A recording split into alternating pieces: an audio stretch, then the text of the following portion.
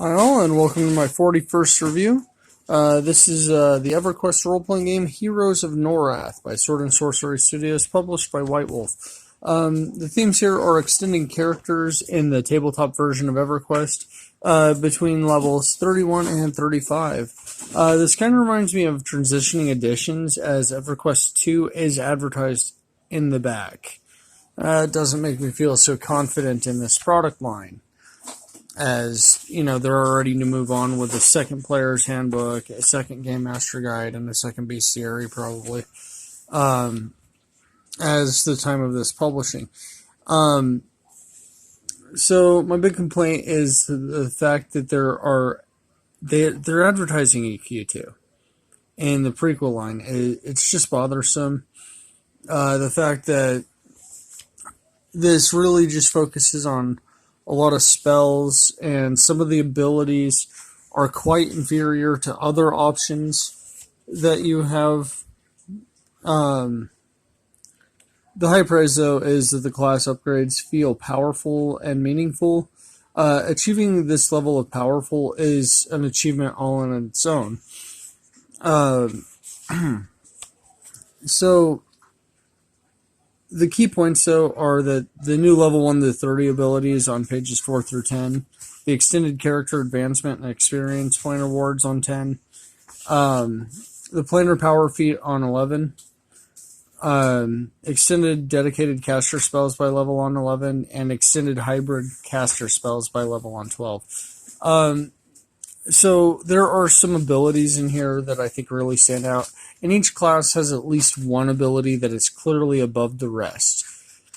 And like players that would ignore the specific ability, for instance, Elemental Aura and Elemental Invocation. Let's find that. So those are on 17.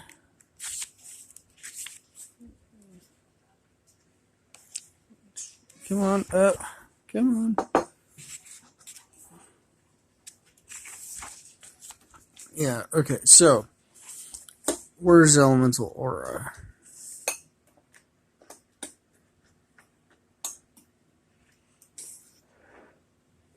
Yeah, there we are. Okay. The Beast Lord may invoke the spirit of an elemental force rather than an animal spirit when using her animal aura ability. Invoking an elemental spirit uses the same rules as animal aura. So there's clear advantages to each one of these, and the fact that you can invoke one of these four, that's an option. Whereas, like, just having the recovery time for the Beast Lord's disciplines, it's not exactly like spur of the moment options kind of outweigh the discipline mastery. Like, I believe the discipline mastery is either a first choice or a last choice in these levels. But the fact is that you get two Beast Lord abilities. And like, look at Elemental Invocation. Once per day as a free action, when the Beast Lord casts a spell with a cold, electricity, or fire descriptor, she may change the descriptor to one of the other types in the above list. The spell now deals damage according to the new type. So, if you're in the elemental plane of Earth, that's a terrible example. Let's say you're in the elemental plane of fire and you have Fireball. Yeah, why not just change it to Cold Ball? You know what I mean? Yeah, sure, it's once per day as a free action, but that'd be way more effective than firing a Fireball at them. And the spells, there's a lot of spells in here, and they are divided among several categories.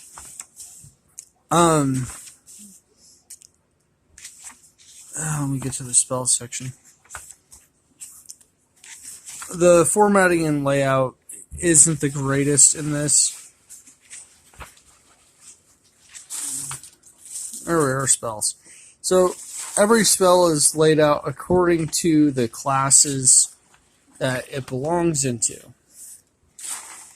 And then after that, they go into really what the spell is about.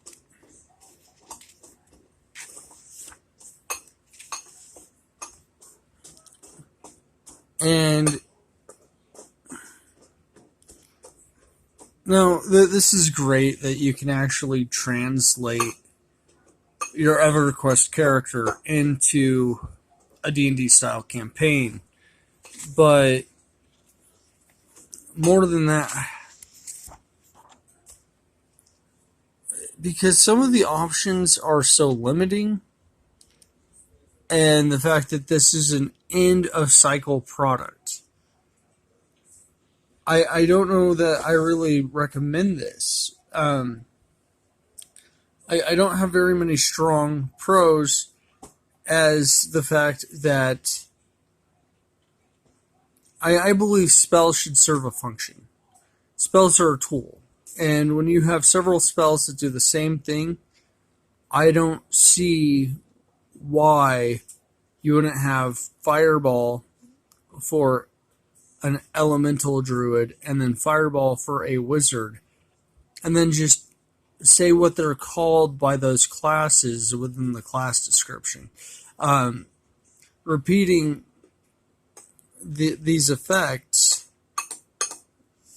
just waste time and space, I feel. And I don't view these as tools as much as like, oh yeah, how do I flesh out my character when there's so much to do and go through.